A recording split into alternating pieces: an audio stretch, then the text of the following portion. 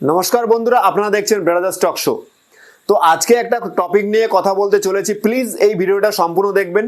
আর যারা নতুন আমাদের চ্যানেলে, প্লিজ আমাদের চ্যানেলকে সাবস্ক্রাইব দেবেন। আর প্লিজ ভিডিওতে ভিউয়ার্স ভালোই আসছে আপনাদের সমর্থনে, কিন্তু প্লিজ একটু সাবস্ক্রাইব করে দিন প্লিজ।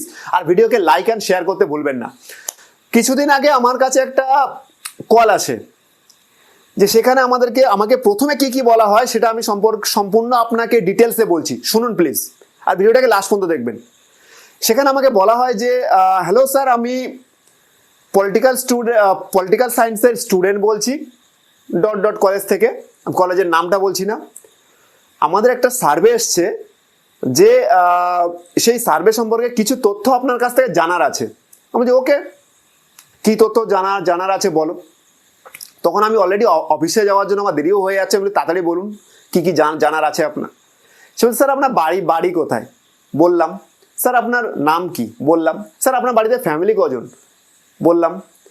স্যার আপনার বাড়িতে ভোটার কজন আছে স্যার। আমি তখন বললাম এটা কি জানাটা খুব জরুরি। আমি তখনই বুঝতে পেরেছি যে এটা কী হতে চলেছে, কারণ এই সম্পর্কে আমি আমার একটা বন্ধুর কাছ থেকে আগেও শুনেছি যে এরকম ঘটনা ঘটেছে তার সাথে। এটা যে এই ঘটনাটা ঘটা অ্যাকচুয়ালি উচিত নয়। আমরা কেন বলুন তো। সে বলছে না স্যার, একটা সার্ভের জন্য কথা বলা হচ্ছে, তো আপনার বাড়িতে ভোটার কজন আছে। আমি বলি আমার বাড়িতে ভোটার আছে আমি, আমার স্ত্রী, আমার মা, আমার বাবা, আমার ভাই, আমার ভাইয়ের ওয়াইফ, 6 জন। মেয়ে যেহেতু 4 বছর বয়সে, তো ভোটার হতেই পারে না, 6 জন আছি আমরা। বলে স্যার একটা আরেকটা লাস্ট কোশ্চেন আছে স্যার। স্যার আমাদের ইনস্টিটিউটে বলা হয়েছে যে আপনারা আপনাদের এই পশ্চিমবঙ্গের যা অবস্থা, তো আপনার কি মনে হয়। আমি পশ্চিমবঙ্গের কী অবস্থা, বলে আপনার কি মনে হয় কী অবস্থা। আমি বলছি আপনি ফোন করেছেন, আপনি বলুন না পশ্চিমবঙ্গের কী অবস্থা। আমার তো মাথায় অলরেডি খেলে গেছে ও কী বলতে চেয়েছে, কারণ আমি অলরেডি আমার বন্ধুর কাছ থেকে শুনে নিয়েছি জিনিসটা। আমি বলছি পশ্চিমবঙ্গের কী অবস্থা। বলছি পশ্চিমবঙ্গে স্যার চাকরি নেই, বিভিন্ন রকম প্রবলেম, এই ওই ডট ডট ডট। আমি চাকরি তো এর আগেও অনেক সীমিত ছিল, এটার সম্পর্কে কী আছে। যেমন আগেও যেমন চলতো এখনও তেমন চলছে। সাধারণ মানুষ আমাদের খেটে খেতে হচ্ছে, খেটেই খাই। কি চাকরি নেই, আছে কি নাই, আমরা কি বলতে যাব। বলতে গেলে অনেক কিছু বেশি বলা হয়ে যাবে, কি দরকার বলা। চুপচাপই থাকি, ফ্যামিলি ম্যান ইয়ার, বলার দরকারই নেই কিছু। বলেন না স্যার, আপনারা লাস্ট যে পলিটিক্যাল পার্টিকে ভোট দিয়েছিলেন, সে কি ঠিকঠাকভাবে কাজ করছে আপনার মনে হয়। আমি বলি ঠিকঠাকভাবে কাজ করছে কি না করছে সেটা কি করে বলবো বলুন তো। এর পিছনে অনেক কিছু কারণ হতে পারে। তো স্যার আপনার কি মনে হয় যে আপনি এই লোকসভাতে আপনি কাকে ভোট দিতে চান। যখনই এই প্রশ্ন করেছে তখনই গেছে ভাই মটকাটা গরম হয়ে। আমি তখন বলছি যে আপনারা একটা কাজ করুন না, আপনারা একটা কাজ করুন যে ভোটের সময় আমরা যে ব্যালট বক্সটাতে আমরা ভোট দিতে যাই, যেটাতে একটা গার্ড করা থাকে এরকম, যেখানে কেউ দেখতে পাবে না, স্বতঃস্ফূর্তভাবে আমি ভোট দেব। আমার নিজের অভিজ্ঞতা থাকবে, সেখানে আমি কোথায় ভোট দিচ্ছি, আমার নিজের ডিসিশন থাকবে যে আমি কাকে ভোট দেব, কেউ সেটা দেখবেও না। আর এটা আমার নাগরিক অধিকার। আপনারা একটা কাজ করুন না, ওই ভোটের বাক্সের যে গার্ডটা থাকে সেটাকে তুলে নিন, আর সেখানে ক্যামেরা দিয়ে দিন যে আমি এখানে ভোট দিচ্ছি।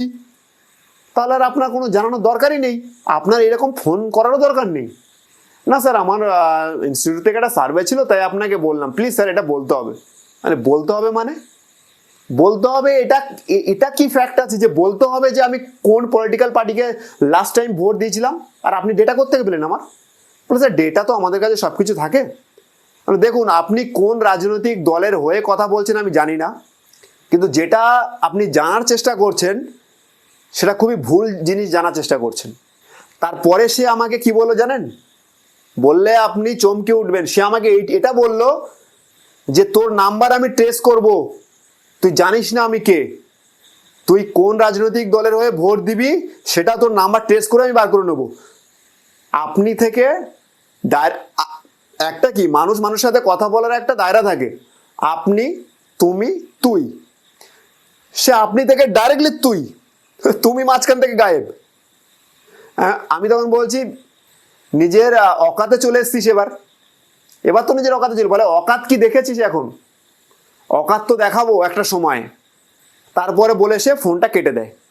তো আমার এইটুকু বলার, আমি জানি না কোন রাজনৈতিক দল থেকে এই কলগুলো করা হচ্ছে, তো এটা কি সত্যিই করা উচিত?